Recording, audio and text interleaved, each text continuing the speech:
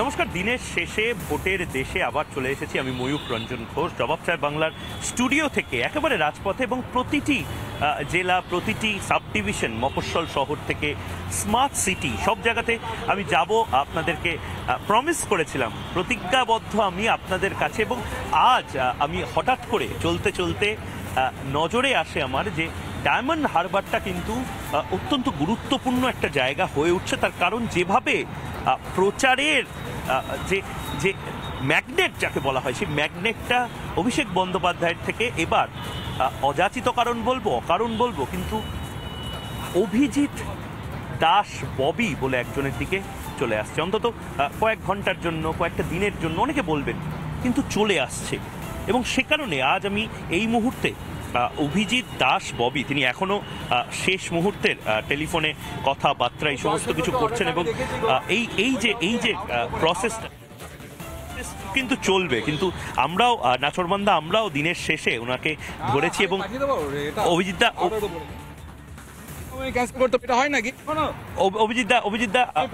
আমি আপনাকে দেখুন, আমি পরে করছি। হ্যাঁ, ব্যাপক ব্যস্ততা এই মুহূর্তে। হ্যাঁ, অভিষেক বন্দ্যোপাধ্যায় আপনার এগেনস্টে ক্যান্ডিডেট, মানে কি বলে, হার্টবিট, প্রেশার, সুগার, এই সমস্ত কিছু ঠিকঠাক আছে? আমার ওই সমস্ত নেই, আমার প্রেশারও নেই, সুগারও নেই, ঠিক আছে একদম। আর কিসের জন্য ওর কাছে 2014 সালে দাঁড়িয়েছিলাম, তা সে সময় 71,000 ভোটে জিতেছিল। 36,000 ভোটে ও যদি ওর কাছ থেকে নিয়ে না যেত, ও তো এমনি হেরে যেত। ও তখন থেকে জিততো নাকি? 400 বুথে ও ক্যাপচার করেছিল ক্রিমিনাল দিয়ে। আমার কাছে কমপ্লেন লেটারও রয়েছে।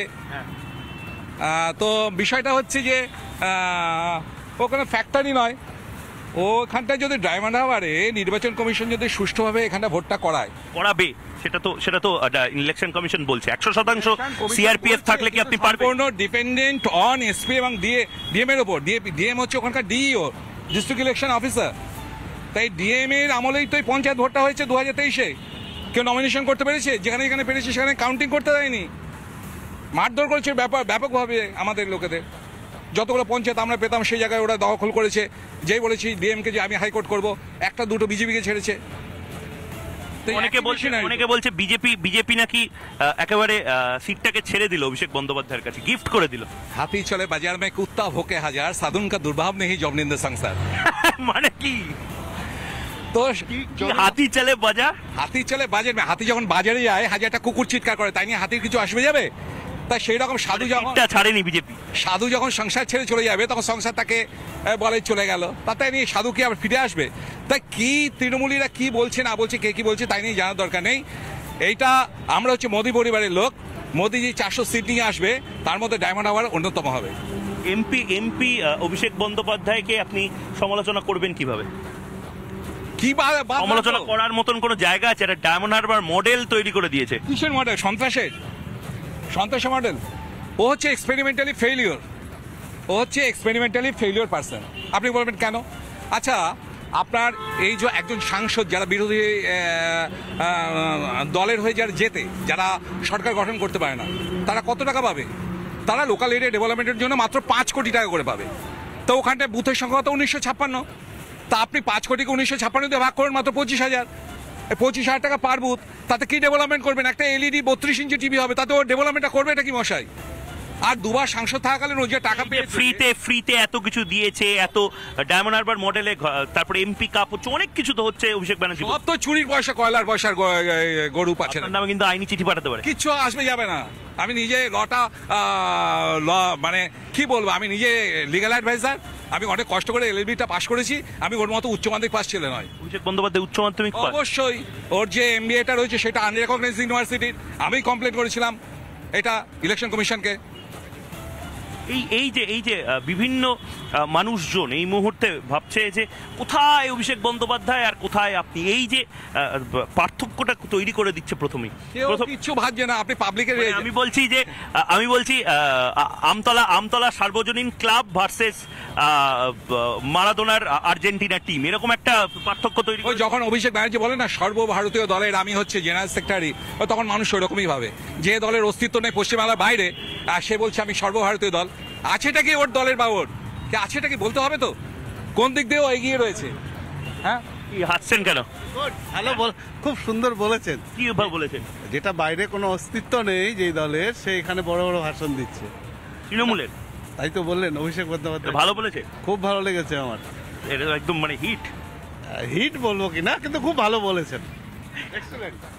আচ্ছা আচ্ছা, গোটা বাংলা এই মুহূর্তে আরেকটা জিনিস জানতে চাইছে যে এই যে চারপাশে এই যে এত দুর্নীতি এবং তার পাশাপাশি ডায়মন্ড হারবারে এত দুর্নীতি, এত ফ্যাক্টরি বন্ধ, বিজেপি যদি আসে, আপনি ধরুন সাংসদ হয়ে গেলেন, অভিষেক বন্দ্যোপাধ্যায়কে হারিয়ে দিলে কি কি কাজ করতে পারবেন? আরে সাংসদও তো আমরাই করবো থরি, ওই এই তৃণমূল পার্টি বা সিপিএম পার্টি করবে, ওরা কোনদিন সরকারে আসতে পারবে?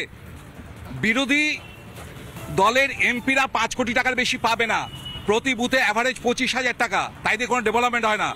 যেখানে কেন্দ্রীয় সরকার গঠন করতে পারে সেরকম দলের যদি সাংসদ হয়, তবে হাজার হাজার কোটি কোটি টাকা নিয়ে আসতে পারবে। আমি রেলের পিএসসি বোর্ডের মেম্বার ছিলাম, আমি অলরেডি প্রপোজাল একটা দিয়ে রেখেছি, ওটা পাস হয়ে যাবে আশা করি, যে জোকা থেকে ডায়মন্ড হারবার দিয়ে ওইটা মেট্রো রেলের জন্য আমি প্রপোজাল দিয়ে এসেছি। ওইটা হলে এলাকা ডেভেলপমেন্ট হয়ে যাবে। এছাড়া অনেক রকম রয়েছে। আর ফ্যাক্টরি, অভিষেক ব্যানার্জি গত 10 বছর কটা ফ্যাক্টরি বন্ধ হচ্ছে ওর আমলে একবার গিয়ে দেখুন।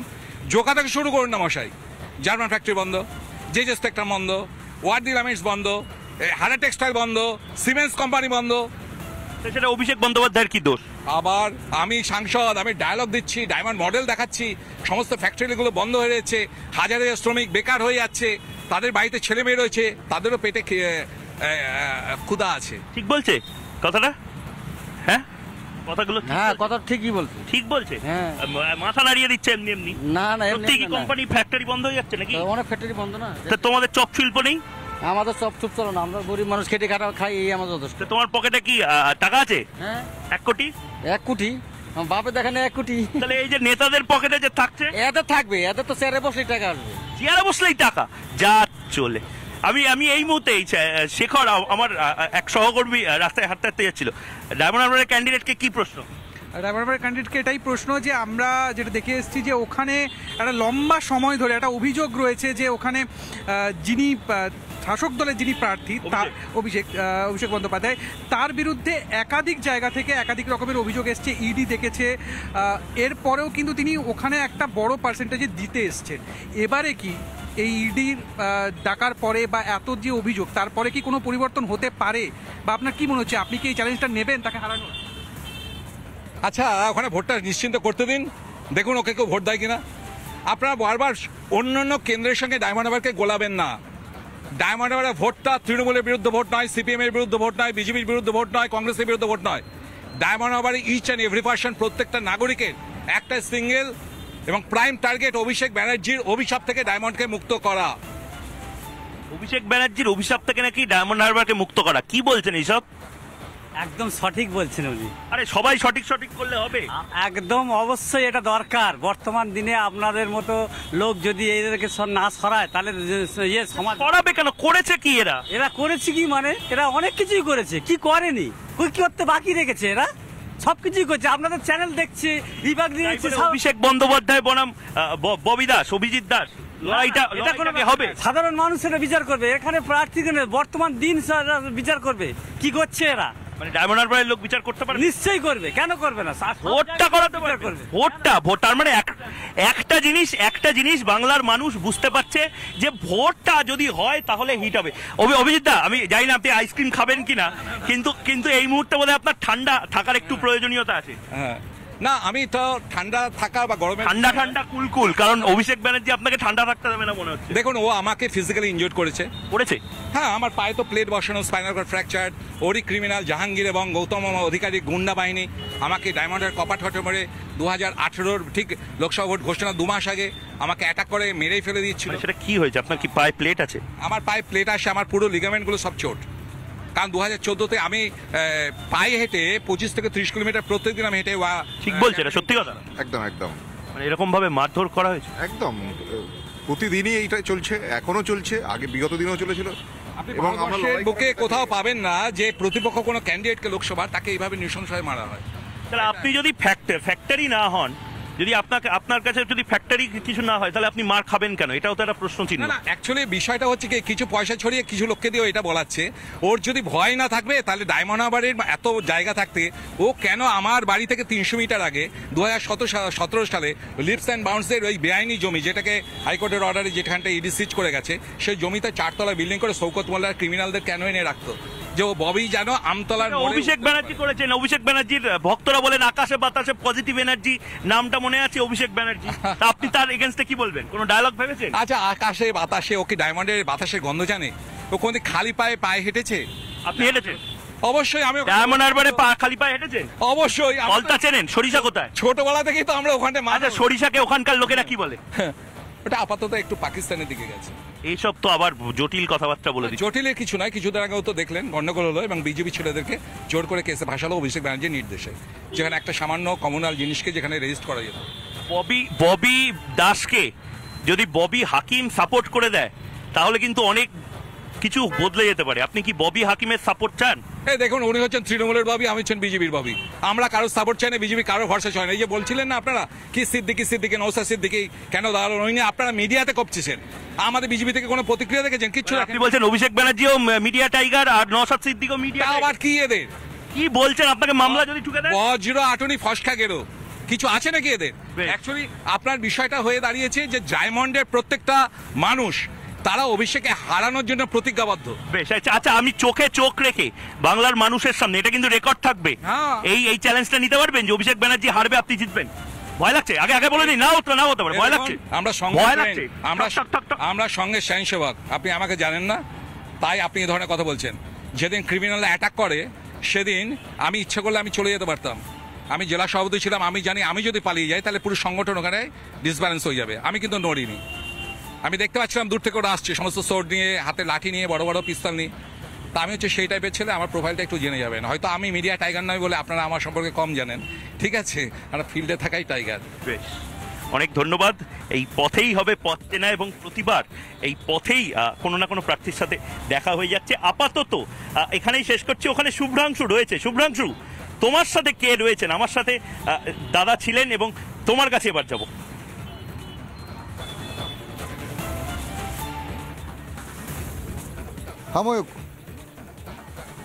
আমি এখন যেখানে দাঁড়িয়ে আছি সেখানে আমার সঙ্গে রয়েছে বরানগরের প্রার্থী সজল ঘোষ।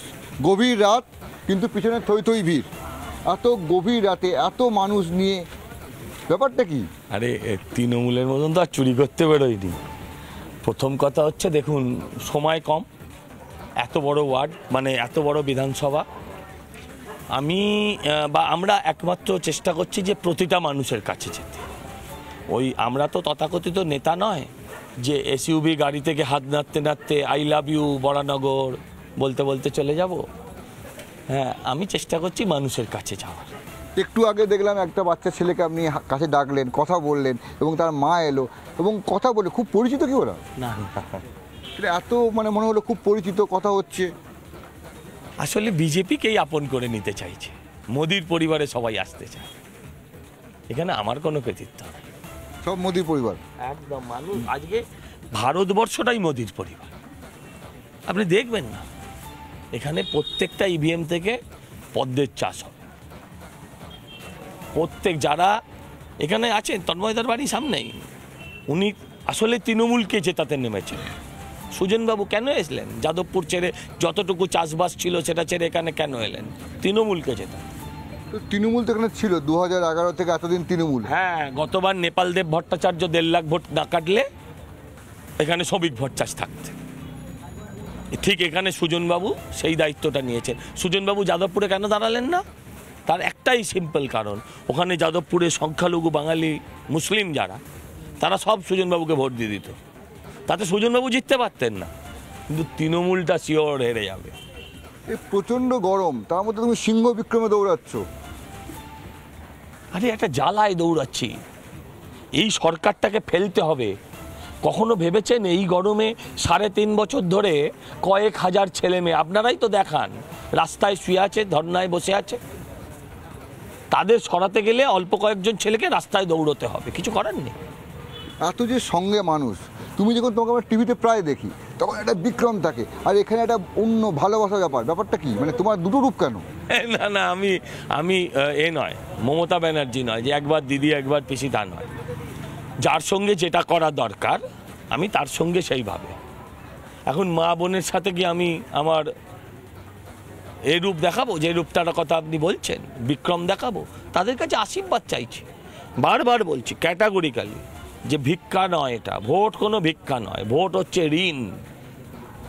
একটা সুযোগ দিন, 2 বছরের মধ্যে যদি সুদ না সমেত যদি ফেরত না দিতে পারে, সুদ সমেত ফেরত 100% ঋণ দেয় কেন লোকে? সুদ সমেত যদি, সুদটা কি? সুদরা মানে ওনাদের 40 বছর এখানে পুরো বরানগরে জল নেই, পুরো বরানগর 80% জায়গায় পানীয় জল নেই, জল কিনে খেতে হয়। এই জলটাও বেচে তৃণমূলের নেতারা, মানে যারা জল দেয়নি তারা জল বেচে, যারা জল দেয়নি তারাই জলটা বেচে। আর এই মানুষকে এই যে একটু বৃষ্টি হলেই এগুলো সব খোলা ড্রেন, এগুলো ভাসবে একটু বৃষ্টি হলেই। এই মানুষকে যারা এই ড্রেনের মধ্যে জলে চুবিয়ে রেখেছে, নিশ্চয়ই আমি 2 বছরে তাদের সব 40 বছরের ব্যথা, এটা কিন্তু একা তৃণমূল করছে না, সিপিএমও এটা করেনি। তন্ময়দা এখন সাধু সেজে বলছে আমি ভূমিপুত্র, কিন্তু তিনি যখন কাউন্সিলর ছিলেন তখন এই কাজগুলো করেন। হ্যাঁ, আমিও এটা 2 বছরে করতে পারবো না, কিন্তু আমি ডেফিনেটলি আমি কথা দিতে পারি যে মানুষ দেখবে কাজ এগোচ্ছে। না, আমি বলছি এখন যেটা দেখি তোমার এখানে ঘামে মানুষের কাছে যাচ্ছ, ভোট চাইছো, আমি তো রাত্রিবেলা সকালবেলা, কিন্তু এই ভোটে জেতার পর এই মানুষগুলোর কাছে, যাদের কাছে এখন আসবে। আরে ভাই, আমি পলিটিক্যাল দাদা, আমি পলিটিক্যাল লোক। আমি আবারও বলছি, আমি সিনেমা আর্টিস্ট নয়। আমার চোখের পাতাটা আসল, আমার চোখের পাতাটা নকল নয়। এই চোখের পাতায় মানুষকে আমি চোখ পাল্টি করতে পারবো না, কারণ আমাকে আবার 2 বছর বাদে আসতে হবে। ভোটের ঠিক 2 বছর বাদে আবার আমায় আসতে হবে। এই ভোটের 2 বছর বাদে আবার আমার ভোটটা, মানে নিজের স্বার্থেই আবার আসতে হবে। হ্যাঁ, যদি তাই ধরেন, নিজের স্বার্থেই কাজ করব তাদের জন্য, তারাও আমাকে রাখবে এমএলএ হিসেবে। কি বলছেন? অবশ্যই চাই, দাদাকেই চাই আমরা। জিতবে? হ্যাঁ, 100% জিতবে। এই যে ঘাম, হ্যাঁ, ঘামে তো ঘাম নয়, এদের প্রত্যেকেরই ঘাম। এরা সবাই সকাল থেকে 9টা থেকে 2টো অবধি করেছে। আজকে সকাল 8:30 9টা থেকে এরা 2টো অবধি করেছে, আবার 5:30 6টা থেকে করছে। এরপরে আরো প্রচার হবে। এবার শেষ করবো, ওই মুখটাই গিয়ে শেষ করে দেবো, আর নয়। এবার লোক বিজেপি এক্সপ্রেস চলবে, বরানগর টু বিধানসভা। বরানগরের মানুষই বিজেপি এক্সপ্রেস চালাবে। বরানগর থেকে বিজেপি এক্সপ্রেস চালু হবে বলছেন। আমরা এই খবরে আরো থাকবো। এখন দেবো না, বরানগর দেবো না, পিসি তুমি কেঁদো না, বরানগর দেবো না। ভাইপো তুমি কেঁদো না, বরানগর দেবো না, ভাইপো তুমি কেঁদো না, দেবো না, দেবো না, দেবো না, দেবো না, পিসি তুমি কেঁদো না, ভাইপো তুমি কেঁদো না। হাউস দা জোস, জিতছে সজল ঘোষ, কনফার্ম জিতছে সজল ঘোষ, কনফার্ম করছে ওরা।